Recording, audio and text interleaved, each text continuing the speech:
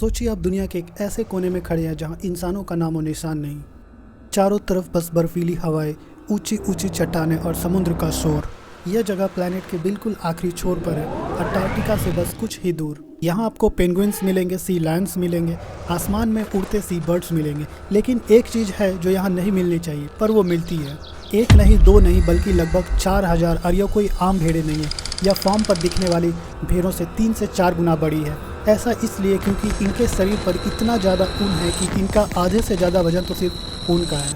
इनके लिए चलना फिरना, खाना पीना सब कुछ मुश्किल हो चुका है। यह भेड़ें मरने की कगार पर है, लेकिन अगले कुछ सालों में ये कुछ ऐसा करने वाली है जो इंसान को भी हैरान कर देगा। यहाँ न सिर्फ जिंदा बचेंगी, बल्कि एक ऐसी अनोखी प्रजाति बन जाएंगी जैसे इस धरती पर पहले कभी नहीं थी। तो सबसे पहले यह जगह है कहाँ? इसका नाम है कैम्बल आइलैंड। इसे 1810 में एक ऑस्ट्रेलियन कैप्टन ने खोजा था।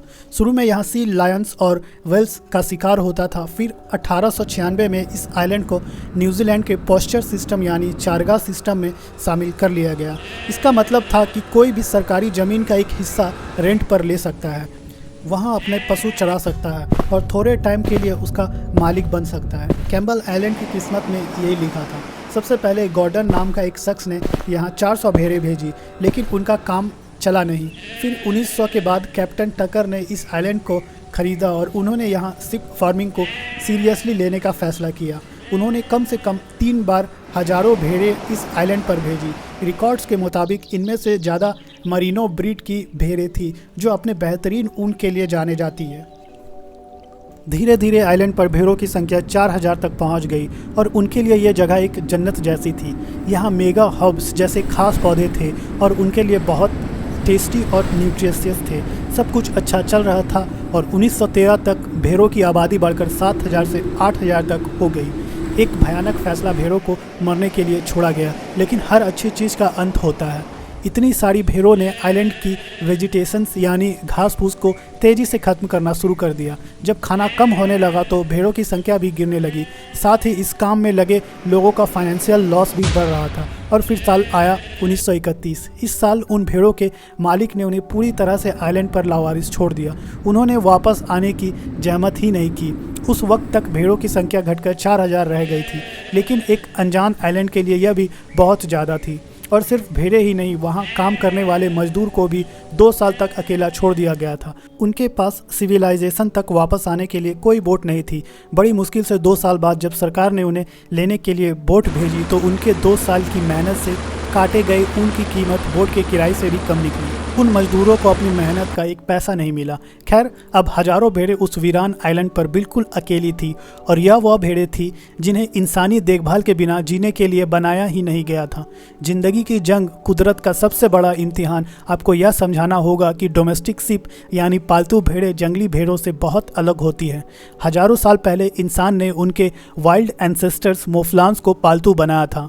मोफलॉन्स सर्दी में ऊन उगाते थे और गर्मी में उसे झाड़ देते थे, बिल्कुल दूसरे जानवरों की तरह। लेकिन इंसानों ने ब्रीडिंग करके पालतू भेड़ों की यह एबिलिटी ख़त्म कर दी ताकि उनसे ज़्यादा से ज़्यादा ऊन मिल सके। इसका मतलब यह है कि अगर आप एक पालतू भेड़ की साल में एक बार भी ऊन ना काटे तो वह ऊन बढ़ती ही जाएगी, जैसे हमारे बाल बढ़ते हैं। और एक टाइम के बाद यह ऊन इतना भारी और घना हो जाता है कि भेड़ के लिए जीना ही मुश्किल हो जाता है। ऑस्ट्रेलिया में बारक नाम का एक भेड़ मिला था जो 5 से 7 साल से भटक रहा था।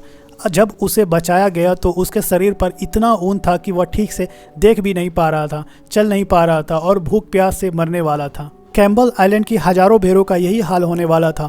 उनकी ऊन काटने वाला कोई नहीं था। वो कमज़ोर थी। उनके पास शिकारियों से बचने का कोई तरीका नहीं था। खुशकिस्मती से उस आइलैंड पर कोई बड़ा शिकारी जैसे भेड़िया या कुत्ता नहीं था। बस सक्वा नाम के प्रीडेटर बर्ड्स थे जो कमज़ोर भेड़ों पर हमला कर सकते थे। तो कंडीशंस आसान नहीं थी। उनका मरना लगभग तय था। चमत्कार, एक नई नस्ल का जन्म। लेकिन फिर वो हुआ जिसकी किसी को उम्मीद नहीं थी। 1931 में जब भेड़े को छोड़ा गया तो उनकी संख्या कम होने लगी, पर कुछ सालों बाद साइंटिस्ट ने देखा कि पॉपुलेशन स्टेबल हुई और फिर अचानक से बढ़ने लगी। आखिर ऐसा कैसे हुआ? यहाँ पर काम किया चार्ल्स डार्विन के नेचुरल सिलेक्शन या सर्वाइवल ऑफ द फिटेस्ट के सिद्धांत ने। शुरू के कुछ सालों में वो सारी भेड़ें मर गई जिनका शरीर बहुत ज़्यादा ऊन पैदा करता था या जो कमज़ोर थी। वो बेचारी ऊन के बोझ तले या खाना ना ढूंढ पाने की वजह से ख़त्म हो गई। लेकिन उस भीड़ में कुछ भेड़ें भेड़ें ऐसी भी थी जिनके जीन्स थोड़े अलग थे। शायद उनका शरीर थोड़ा कम ऊन बनाता था या उनके पास मौसम की मार झेलने की ताकत थोड़ी ज़्यादा थी। बस यही भेड़ें जिंदा बच पाई। इन टफेस्ट भेड़ों ने अगले अपनी जनरेशन बढ़ाई और उनके बच्चे भी उनकी तरह ज़्यादा एडेप्टेबल पैदा हुए। 40 साल तक इंसानी दखल के बिना यह प्रोसेस चलता रहा। पीढ़ी दर पीढ़ी कैम्बल आइलैंड के भेड़ें बदलती गई और जब 1975 में इंसान वापस उस आइलैंड पर पहुंचे तो वह हैरान रह गए। यह भेड़ें अब आम मेरिनो भेड़ें नहीं रही थी, वह एक अलग ही फेरल ब्रीड बन चुकी थी। उनकी टांगें लंबी हो गई थी, वो अपना सिर ज़्यादा ऊंचा रखती थी और कठोर घास चबाने की वजह से उनका जबड़े का शेप भी बदल गया था। उनमें अपने जंगली पूर्वजों की तरह ऊन झाड़ने की टेंडेंसी भी वापस आने लगी थी और उनका बिहेवियर भी बदल गया था। वह सुबह 4 बजे से रात 11 बजे तक हर मौसम में लगातार चढ़ते रहते थे ताकि जिंदा रहने के लिए ज़रूरी एनर्जी मिलती रहे। उन्होंने कुदरत के सबसे कठिन एग्जाम को पास कर लिया था, इंसानों की वापसी और एक मुश्किल फैसला। यह कहानी जितनी रोमांचक है उतनी ही उसका अगला हिस्सा दुख भरा है। 1954 में न्यूजीलैंड की सरकार ने कैम्बल आइलैंड को एक वाइल्ड लाइफ रिजर्व घोषित कर दिया ताकि वहां के असली पौधे और जानवरों को बचाया जा सके और इन भेड़ों को एक इनवेसिव स्पीशीज माना गया, यानी एक ऐसी प्रजाति जो बाहर से आकर वहां के लोकल इकोसिस्टम को नुकसान पहुंचा रही थी। और यह सच था, हजारों भेड़ें आइलैंड की नाजुक वेजिटेशन को तेजी से खत्म कर रही थी। इसलिए एक बहुत ही मुश्किल फैसला लिया गया उन भेड़ों को वहां से हटाने का। 1970 में आइलैंड के बीच एक फेंसेस बनाई गई और उसके नॉर्थ साइड की सारी 1300 भेड़ों को मार दिया गया।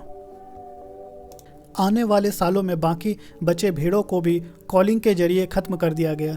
1980 में आखिर तक कैम्बल आइलैंड से इन अनोखी भेड़ों का अस्तित्व मिटा दिया गया। यह एक बहुत ही दुख भरा लेकिन नेचर को बचाने के लिए ज़रूरी कदम था। बचाव और विरासत, एक नई उम्मीद। लेकिन कहानी यहाँ ख़त्म नहीं होती।